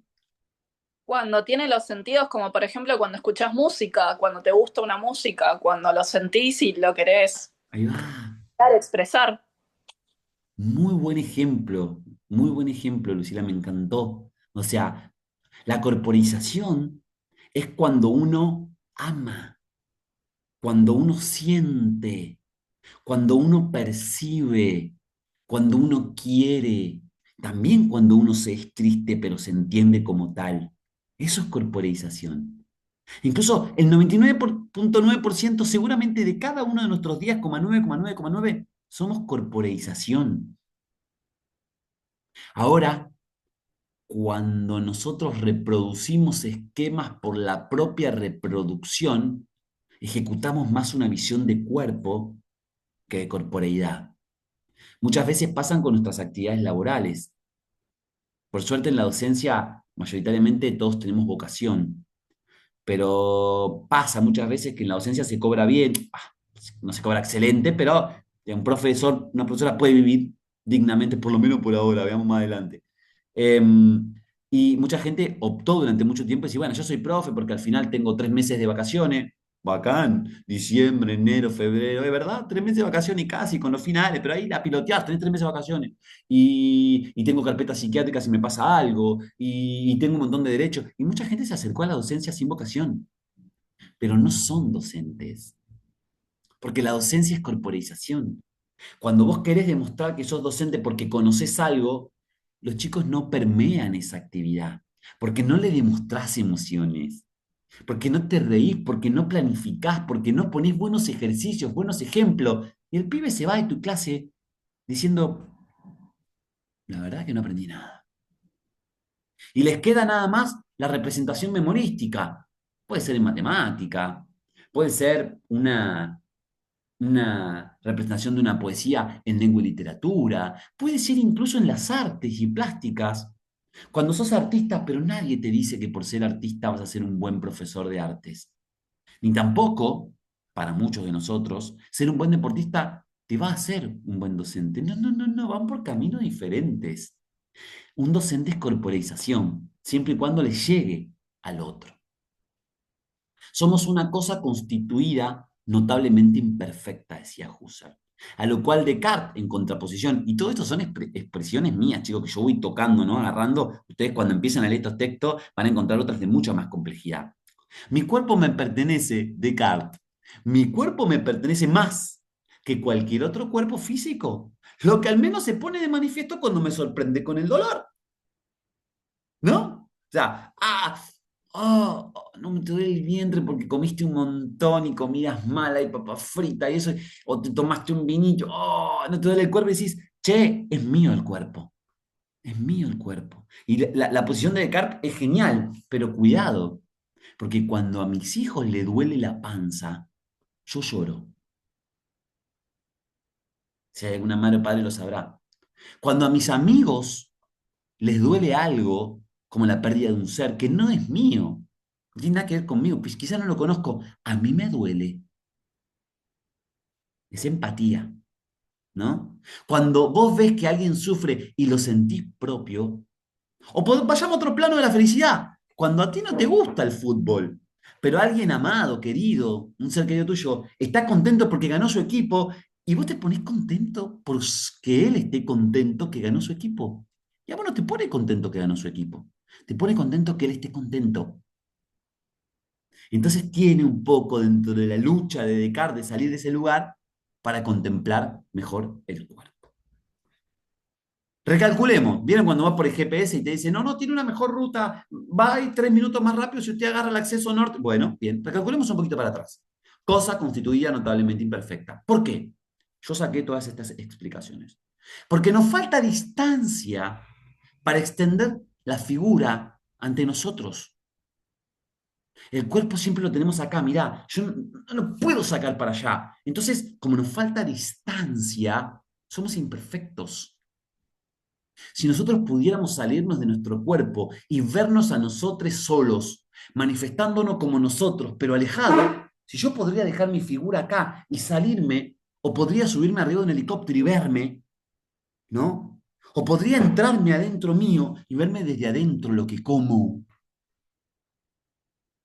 lo que tiene que hacer mi cuerpo para poder absorber esos nutrientes de lo mal y de esos McDonald's y de esas cantidad de harinas que como y de esos productos tóxicos que tomo, quizás nos entendíamos un poco mejor porque nos falta esa distancia. Porque en nuestra imperfección disponemos libremente de nuestros mecanismos. Somos libres para hacer, para deshacer, para querer, para pelear, para conformarnos. ¿Por qué? Porque el cuerpo está siempre implicado, y repito por segunda vez, en nuestro percibir. Yo no percibo igual una clase que la percibe Celeste. Yo no percibo igual una clase que la percibe mi hermano, Eu. Mi hermano nació del mismo vientre que yo. Y la genética es la misma que la de mi papá. Y nacimos en la misma casa con la misma educación. Y cuando yo voy a sacar la BTV del auto, me pongo nervioso, me da diarrea. Y mi hermano tranquilamente va a sacar la BTV y se cae de risa. Si le fue bien, si le fue mal, él anda con ese paquetito, no pasa nada, bueno, la semana voy, tengo que arreglar. Y ya a mí me da diarrea cada vez que tengo que sacar la BTV. Porque mi auto es viejito, como el de todo docente, ¿no? Y tengo miedo que no pase. Y si no pasa, no puedo hacer el viaje, y ya me genera todo un estrés. Y somos nacidos del mismo vientre. Tenemos la misma o similar crianza, hemos jugado con los mismos juguetes, incluso hemos usado la misma ropa. La usaba mi hermano Ramiro, cuando le quedaba chica porque era más grande, la usaba yo, y la misma ropa. Fuimos a la misma escuelita deportiva, fuimos a la misma escuela, tuvimos los mismos maestros. Pero ¿por qué a mí me da eso cuando voy a pasar la BTV? Nuestros percibires son nuestros. Nuestros pensamientos son nuestros. Nuestros haceres, nuestros sentires. Entonces acá podríamos decir, al decir de Husserl, utilicémoslo como experiencia en en su recalcular, que el cuerpo es órgano de la voluntad. Y este concepto es importante. El cuerpo es órgano de la percepción y es órgano de la corporeidad. Aquí existe en el movimiento una autocomplacencia. Existe el famoso aquí corpóreo. Estoy aquí y aquí me siento y esto soy yo. Pregunta para que debatamos. Después de toda esta incertidumbre, de este pensamiento, de su año y tanto estudiando educación física, ¿podríamos establecer que lo que estamos estudiando tiene un objeto de estudio? No sé si muy definido, pero por lo menos incipientemente definido, como la corporeidad. Se lo voy a preguntar la clase que viene. Pensémoslo todos, incluso yo también. Porque el objeto de estudio de la educación física dicen que es el proceso de enseñanza-aprendizaje de las prácticas. Pues puedes aprender una práctica como por ejemplo, a ver, un saque por arriba que se utiliza para el béisbol. ¿Eso habla de un docente de educación física? Yo, por ejemplo, doy clases sin movimiento. Muchas veces en la educación física doy ajedrez, sin movimiento aferente, sin grandes movimientos, sin sudoración, sin aumento cardíaco. Y muchas veces en la clase de educación física salimos a caminar y hacemos un safari fotográfico. Y ahí yo trabajo más cantidad de metros recorridos que el que da atletismo, que por ahí en una clase de finales de primaria hace 400, 500 metros, en series de 30, 40 metros. Y yo en un safari fotográfico en 45 minutos recorro casi 3 kilómetros con los chicos y las chicas. Y no se dieron cuenta que corrieron. Y les gustó correr. ¡Oh! Me estoy poniendo yo siempre como el bueno, no puede ser al revés. Yo soy el que hace atletismo y otro profe quizás hace el safari fotográfico. Pero ojo, ahí hay un objeto en la educación física que es diferente. Y esta asignatura se llama Teoría de la Educación Física. Miren, les dejo algunas preguntas, algunos problemas para estallarse. ¿Cuál es el vínculo entre mi yo y mi cuerpo? O entre mi cuerpo y mi yo. Mi yo. ¿Cómo se inserta mi cuerpo en el mundo? ¿Qué sentido tiene la relación con el otro en esta dimensión corporal? Oh, wow, bomba, ¿no? ¿Cómo se articula el conocimiento y la experiencia de la existencia desde una nueva faceta de la conciencia corporeizada?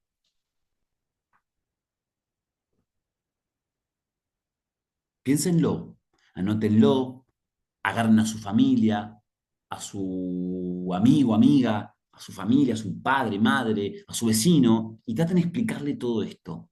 Porque explicándole al otro lo que uno piensa es que lo puede reconsiderar.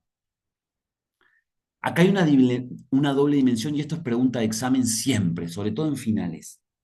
No somos solo un cuerpo. Yo soy el cuerpo y a la vez tengo un cuerpo. ¡Wow! Cito, yo soy mi cuerpo, no en el sentido de que soy la apariencia somática de lo que los otros ven de mí, el cuerpo que los otros observan de mí, el cuerpo que los otros tocan de mí, entre otros, sino en la medida en que mi cuerpo es mi ser encarnado, la situación de un ser que se encuentra originalmente unido al cuerpo. Fin de la cita con algunas modificaciones y pido permiso al autor que ya no está, al menos como corporeidad, y tampoco como cuerpo, porque pasó a ser gusano y ya no está, pero algo quedó, por eso hay que escribir. Por eso todas las noches tenemos que escribir nuestros pasajes diarios, porque algo siempre queda. Y todos somos talentosos y talentosas en algo. Y lo tenemos que dejar. No soy solo un cuerpo, sino que tengo un cuerpo. Eso se llama doble dimensión del cuerpo. Yo tengo un cuerpo en el momento en que agarro un vaso y tomo agua, pero soy un cuerpo en torno al momento en que me doy cuenta que tengo sed y que a la vez me doy cuenta que debería haber tomado agua antes porque la sintonía de la sed no tiene que existir. Tenemos que anteponer. La sed es que mi cuerpo le está diciendo a mi ser que me equivoqué, que debería haberme hidratado porque estoy hablando mucho. Y si me miro y saco la lengua, la voy a tener blanca por la falta de hidratación. Por eso siempre hay que tener agua. Y antes tenemos que sobreponernos a eso. Y cuando yo tengo ganas de hacer algo en torno a la teoría montessoriana o de Waldorf, yo tengo que hacerlo, porque es un pedido de quién, de mi ser. Aunque mi tener me pelea para que no lo haga, pero tengo que ir en conquista de eso que yo quiero. ¿Por qué no? Yo tengo un cuerpo, pero yo también soy un cuerpo. Y tiene una doble dimensión. Que sea una doble dimensión no significa que sea cartesiano, porque es una unidad que se llama cuerpo o corporeidad, pero en ella se dimensiona en dos formas diferentes, en el ser y en el tener. Sartre no es un autor que a mí me interese desde el producto filosófico, pero acá la clavó como Galiano. Tengo una mujer atravesada entre mis venas. Sartre decía, mi cuerpo es una estructura de mi conciencia no posicional, repito, mi cuerpo es una estructura de mi conciencia no posicional. Y por lo mismo no es nunca un instrumento. No se usa la mano para coger del mismo modo que se usa el martillo. Vos tenés un clavo. Vos no agarrás la mano y decís, no, pará, yo le pego. Pará, agarro un martillo y no es lo mismo darle un clavo con la mano que darle con el martillo. Es una conciencia no posicional. Por eso no somos un instrumento. O por lo menos, no solo somos un instrumento. No podemos utilizarlo, lo somos. Nosotros no nos conocemos, sino que existimos en nuestro cuerpo. Mira cuántas deducciones podemos sacar. Mi cuerpo me identifica a mí mismo ante mí. Watch out. No ante otros. En la disputa de, no, pero vos fuiste el responsable de esta pelea, pero vos fuiste la responsable de esta pelea. Acordate que vos, para mí, vos fuiste. Para vos, yo fui. ¿Quién fue? ¿Mi ser o mi tener? Nuestro ser, porque somos al momento en que nos juntamos. Digo, en la relación entre un entrenador y un atleta, entre un ser amado con su ser amada o con su ser amade, un padre con un hijo. Se es en conjunto, existe una conciencia corporal que es la relación y el vínculo que se genera, que no tiene que ver con lo vegetativo y con lo hereditario, muchas veces tiene que ver con lo posicional. Si yo objetivo mi cuerpo, ya no es para mí mi cuerpo vivido. Les dije que lo iba a explotar, ¿no? Y acá viene entonces una visión segmentada. Para la biología, yo puedo ser una máquina. Y la gente jode con eso, perdón la palabra, la gente juega con eso. Somos la máquina perfecta, ¿no? Decís. Pero para la filosofía jamás. Por eso tenemos que estudiar filosofía. Claramente porque nos hace más estéticos, más estéticas. Asterisco. ¿Saben cuántos años en la secundaria hay filosofía? ¿Se acuerdan cuántos años tuvieron filosofía? Ninguno. Uno en la secundaria, Uno. el último año. ¡Brother! Si es tan buena, ¿por qué me la das al final y me la das solo cuando la empiezo a entender me la sacás? ¿Y por qué me maltratás con las matemáticas? ¿Y por qué me haces leer la literatura gauchesca? ¿Y por qué me haces hacer rolíos arriba de una viga? Primero me tenés que hacer pensar. Pero como no está, nosotros, nosotras, en la educación física y en todos los saberes, tenemos que intentar hacer filosofía del cuerpo. Preguntarle a los chicos cuando terminan la clase, ¿les gustó? Y no por cliché, ¿se sintieron bien? ¿Qué experiencias tienen de su corporeidad en estos juegos? ¿Qué cambiaríamos si pudiéramos? Y cuando alguien se pelea, se empieza a pelear porque el ejercicio físico da tensiones. Tenemos que dejar que se peleen. Tenemos que dejar incluso hasta casi antes que se golpeen. Ojalá nadie lo vea esto, ¿no? Y después parar y decir, ¿qué nos llevó a que nosotros nos pongamos en dos posicionamientos tan diferentes que quisimos hacernos daños con nuestro cuerpo cuando lo más importante que tenemos es nuestro cuerpo, nuestra corporeidad? ¿Por qué buscamos una riña para con?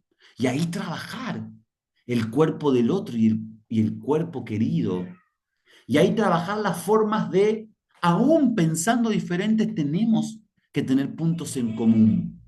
Integrar la actividad corporal es una constelación de sentidos, y cito, que nos ofrece el significado humano de los actos corporales. No somos, no somos en esta vivencia del cuerpo una máquina. Para nada.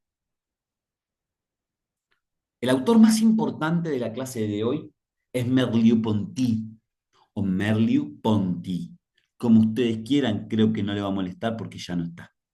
¿Sí? Merleau-Ponty es el que más se acercó a las lógicas de la corporeidad.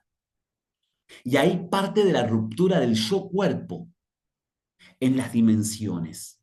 Llamémosla, por ejemplo, categóricamente, la dimensión de el yo atleta, el yo profesor, el yo trabajador, el yo. Merleau-Ponty.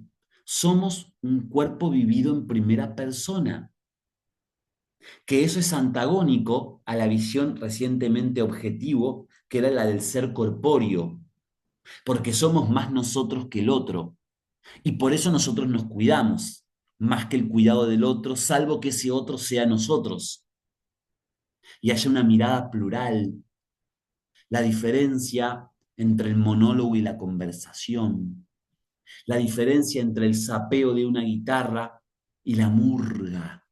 Somos plurales a la hora en que nos reconocemos. Por eso el cuerpo es un símbolo que juega en su comportamiento un papel fundamental, muy destacado. Y cito, el modo como yo soy mi cuerpo se expresa ontológicamente en el hecho de que yo soy un ser encarnado.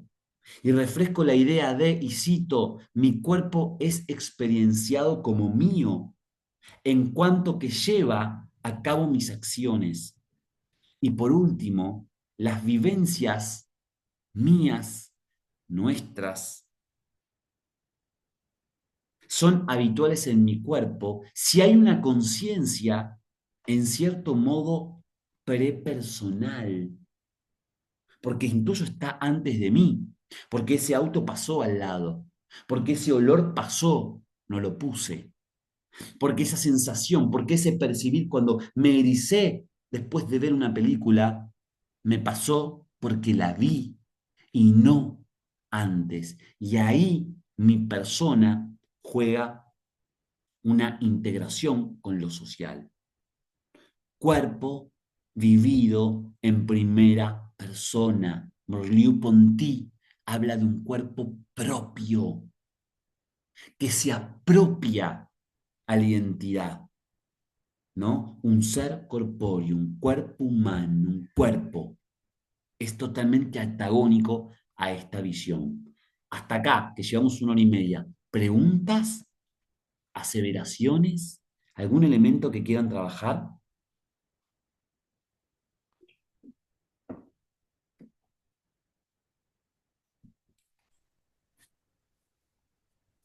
Todas van a ir quedando. Todo hasta ahora lo vimos sobre lo positivo, el cuerpo que te trae a los pensamientos positivos, la abuela que te hace acordar un perfume, pero también sucede con cosas negativas, es parte. Y con el deporte también, así que bueno, nada, un montón que pensar. Pero ¿por qué vos pensás que lo que yo acabo de dicho es positivo? Cuando yo acuerdo de mi abuela, por ahí lloro y me Por tu acuerdo, corporalidad.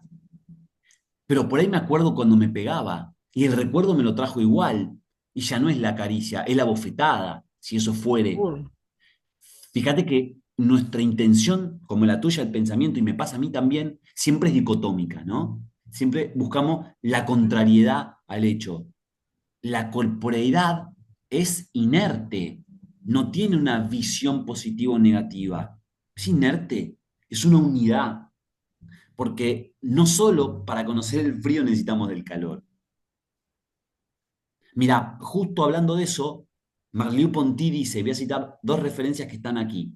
El cuerpo es por lo general activo y esto se manifiesta de inmediato en el hecho de la percepción, cuando percibimos, cuando sentimos, cuando oímos, cuando leemos, que nos abre sensorialmente al mundo y nos pone en comunicación con él. Cuando nacemos, no somos socialmente ávidos, no tenemos ningún desarrollo, nos ponen el pezón de la mamá y succionamos. Esa información está genéticamente adquirida, digo condicionada, está en nuestro código genético. Cuando nos ponen la manito, nos la agarran y no la soltamos. Hay una aproximación entre lo exterior y lo interior, pero lo interior también guarda conocimiento.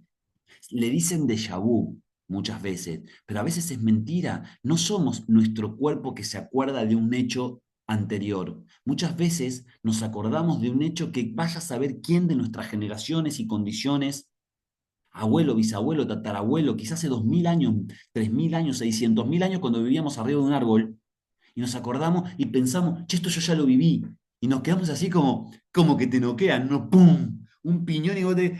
¡Ah! ¿Qué pasó? Yo esto ya lo viví, pero por ahí no lo viviste vos.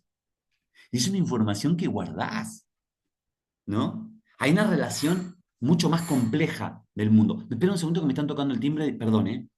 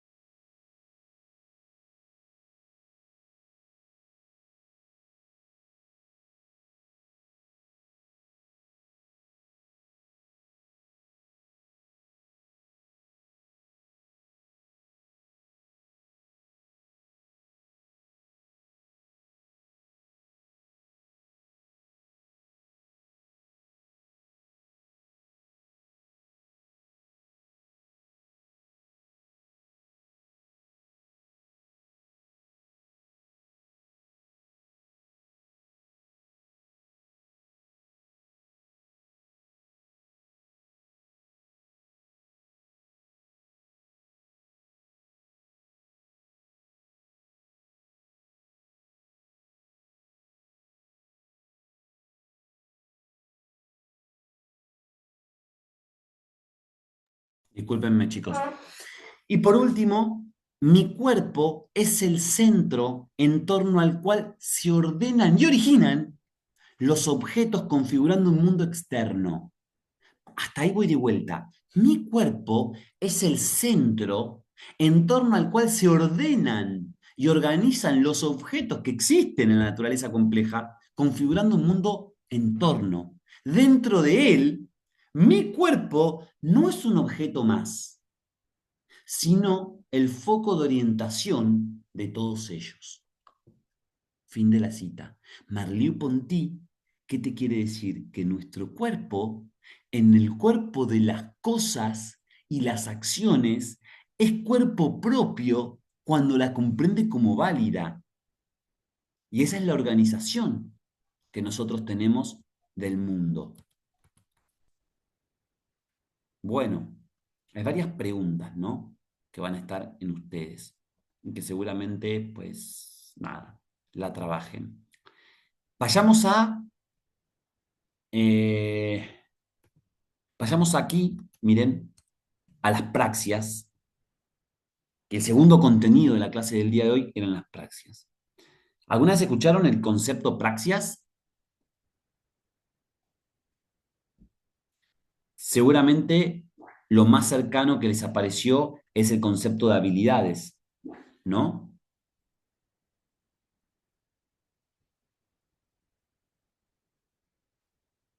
De habilidades sí saben lo que es una habilidad, ¿no? Sí, habilidades sí, pero praxias no lo había escuchado nunca. Bueno, nosotros denominamos praxias a esas habilidades motoras, como por ejemplo vamos a llamar una motriz básica, correr, gatear, caminar y demás, pero que son adquiridas, sin la necesidad de que medie un producto didáctico entre medio. O sea, son los movimientos que nosotros realizamos a través de un plan diseñado anteriormente. Por ejemplo, las prácticas idiomotoras son aquellas que se utilizan a través de un gesto intencionado, idiomotor. Pienso, ejecuto. Tiene que ver con la corporeidad, ¿no? Eh, es la capacidad que tenemos de construir, reconocer gestos y acciones motoras. Miren, idiomotor. Ideo algo, mira, hoy voy a salir a correr a las 8 de la noche porque en ese momento, ¿no? ¡Pum! Planeo, lo voy a hacer de esta manera, voy a ir de acá hasta acá, ejecuto. Idiomotor es una praxia, es algo repensado, es una praxis. Praxis tiene que ver con hecho constituido, ejecuto. Miren, una persona que está haciendo slackline, ¿la ven ahí? Está parado ante una cuerda, está un chico que va a correr y que va a saltar en alto.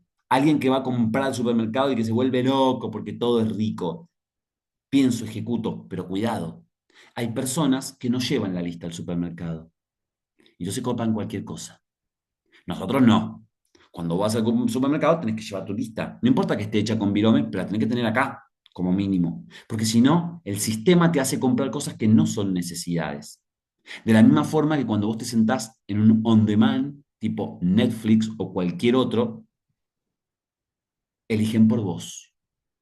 Y te dicen, el 99% de las personas que viven en tu región miraron tal cosa. ¿Sabes que no me importa lo que hicieron los otros?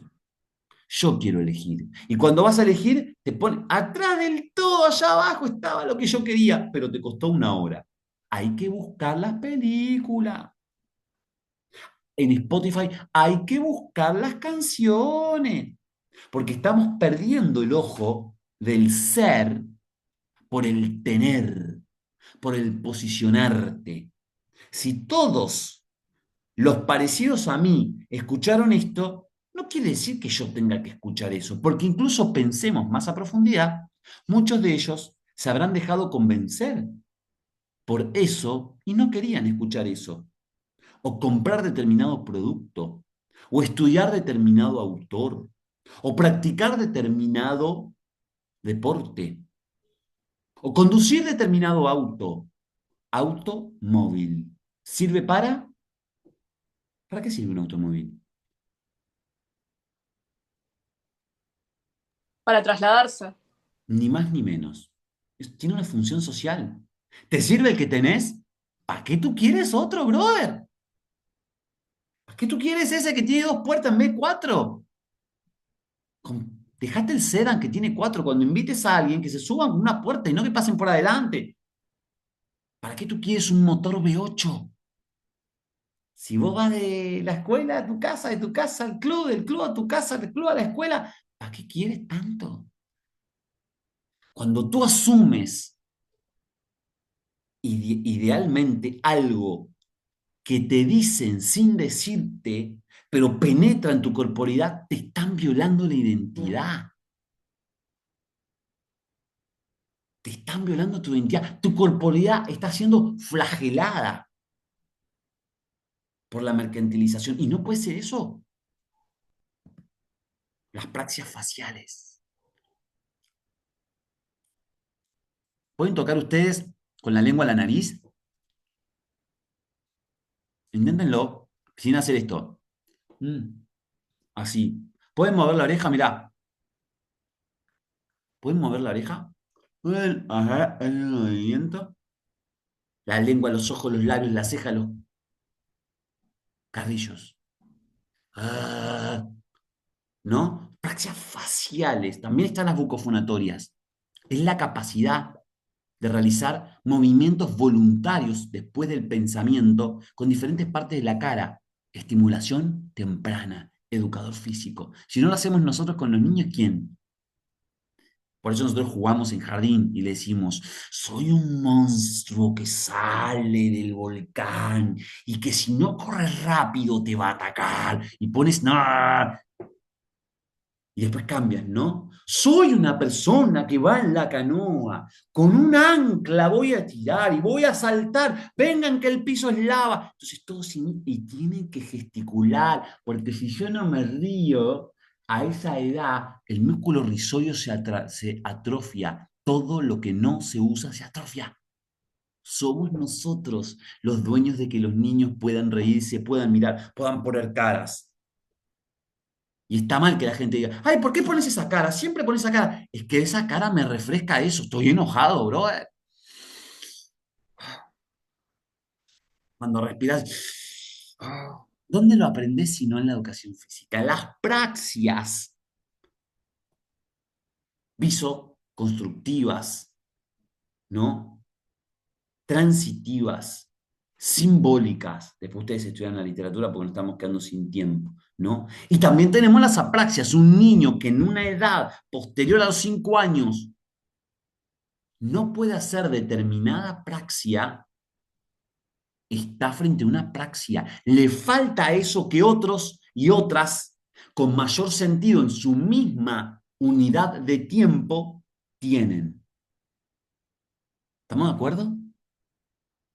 Cuidado, somos los dueños. Y está la praxia ideomotoria, lo mismo que las anteriores, pero de forma negativa. Están las ideatorias, y tú tienes que trabajar. Cuando ves a un niño en salita de 5 en primer grado, que está apático, que está ahí inerte, como si nada, y no le atrae tu actividad, y se queda en una esquina, y se va para atrás, y juega porque, bueno, sos el profe, tenés un poder frente y tiene que jugar, y el padre le dice, hacele caso al profe, y juega, pero juega, puede que manifieste una praxia, puede que todavía no haya valorado, se haya valorado, y para eso está la estimulación nuestra, bucofonatoria, como decíamos ahí, ¿no? Hay que jugar con los nenes a que puedan, porque después hablamos. Hablar es fundamental para los que podemos hablar. Somos convencionales. Es fundamental a la hora de reconstruir tu vida social. Pero si yo no puedo mover y gesticular y no aprendo cuando soy niño, después va a ser más difícil. Me como las R, me como las S. ¿De quién es culpa? No, el contexto es culpable porque, no, brother, somos nosotros. Somos nosotros y nosotras los profesores, porque puede que el chico esté 20 horas en un contexto desfavorable, pero hay 4 horas que estamos con nosotros, que están con nosotros. Y nosotros somos responsables de parar la pelota, de proponer alternativas, juegos, construcciones, que pueden ser con el celular, que pueden ser con una pelota, que pueden ser con las tablas, que pueden ser con una poesía, pero que son, en conjunción con la narrativa, la importancia de que este sujeto no avance en su edad cronológica con determinadas apraxias. Somos también procuradores de eso. Les pido que todos abran entonces la plataforma. Por favor. No dije por favor. Por favor. A Tobías no lo vi nunca y por tanto no tiene la presencia salvo que en este momento abra su cámara. Recién la apagué, profe. Me Entonces quedé no sin te... batería.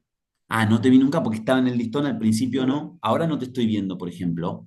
Hace como 10 minutos la apagué. Se me quedó sin batería el teléfono. Bueno, tenés que prenderla. Ok. Porque es un objetivo sine qua non de la universidad. A mí la verdad que no le veo, pero bueno, qué sé yo, son cosas que hay que cumplir, ¿ok? Para que interactuemos con lo que podemos. Ya vamos a ir a monte adelante. Por lo pronto es así. Vayan a actividades. Tienen que leer la clase, que ya la deberíamos haber leído, posiblemente la hayan leído. Tienen que refrescar esto y que quizás con el simple hecho de volver a ver la clase o bajar la clase en un MP3, salir a correr durante 1 hora, escuchar sus interpretaciones, lo que dice Hegel, lo que dice Platón, lo que dice Husserl, lo que dice Bergson, lo que dice Merleau-Ponty, ya les alcanza, ¿no? Y cuando vamos a la plataforma, vamos a encontrar actividades. Y dice, primera actividad, lectura del texto cuerpo objeto y cuerpo sujeto. La va a leer de Menacho, va a reflexionar y yo les voy a preguntar su resumen. Es decir, bueno, muchachos, ahora denme su resumen. ¿Qué entendieron por esto? Y ahí ustedes van a hablar, ¿no? Es obligatoria la actividad. No es, bueno, la hago si puedo. No. Tienen 3 horas para eso. 2 de clase, 3 de estudio. Segunda actividad. Elabore un texto donde refute una frase filosófica sobre el cuerpo. Entre 250 y 1000 palabras, 1 o 2 páginas. ¿Saben lo que es refutar? Sí. Contraréenla, ¿no? Agarran Tobías, seguir sin aparecer en cámara. O sea, agarro, el cuerpo es una, y ahí digo, no, el cuerpo no es, el cuerpo es esto, ¿no? Posiciónense, pero frente a alguien, pero la frase tiene que existir, ¿eh? Agarran de internet, inteligencia artificial, pero no pongan la actividad en inteligencia artificial, pongan frases de, y ustedes háganla con su intelecto. Y listo. Y la 3, para asociar el próximo encuentro, teniendo en cuenta cada una de las apraxias, elabore 3 ejercicios para su identificación y uno para su perfeccionamiento y desarrollo. O sea, vas y agarrás, por ejemplo, una praxis que se llama bucofunatoria. O sea, las personas que todavía no han logrado en determinada edad realizar movimientos con su voz, con su lengua, con movimientos que no son las didascalias. Y entonces digo, bueno, un ejercicio sería, por ejemplo, en un espejo, realizar un círculo con la lengua. ¿Ah? Escribir mi nombre con la boca así. ¿Ok? Son ejercicios que nosotros hacemos con otros niños. Ustedes hagan lo que ustedes quieren y vemos cuáles son válidos y por qué. Bien. ¿Cómo se sintieron?